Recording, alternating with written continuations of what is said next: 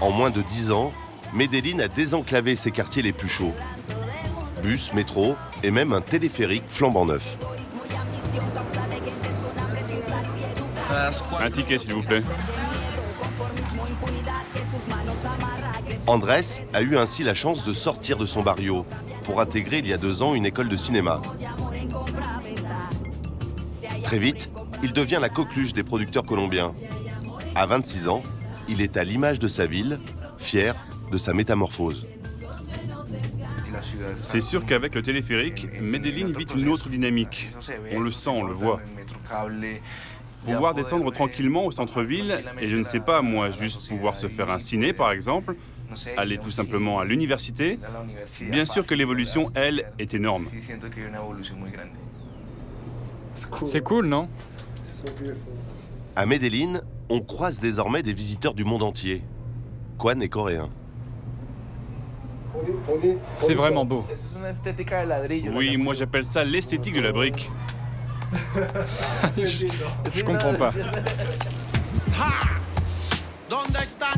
La série qui a révélé Andrés, c'est cette saga Pablo Escobar, le carton de la télé colombienne. Cet épisode est génial, j'adore.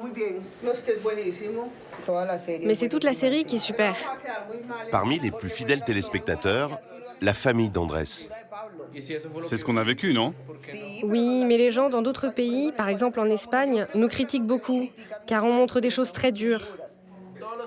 Tous les pays racontent leur histoire à travers le ciné et la télé. Pourquoi pas nous? C'est vrai, c'est bien que les plus jeunes voient ce qu'on a vécu, pour ne pas qu'ils fassent les mêmes erreurs.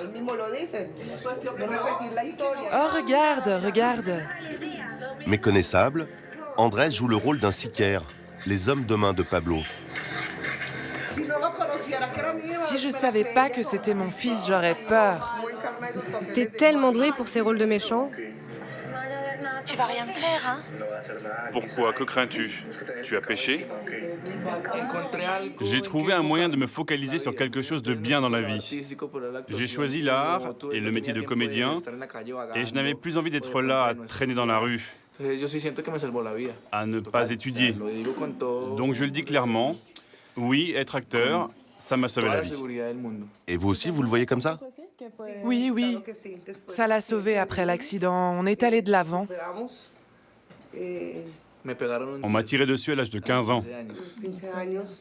À 15 ans, justement, à cause de tout ce qu'on raconte dans cette série, la violence est arrivée jusqu'à chez nous, est entrée dans notre maison. On l'a vécu. Oui, ça, on l'a vécu. Une balle perdue dans un règlement de compte, quand réalité et fiction se confondaient encore dans les rues de Medellín.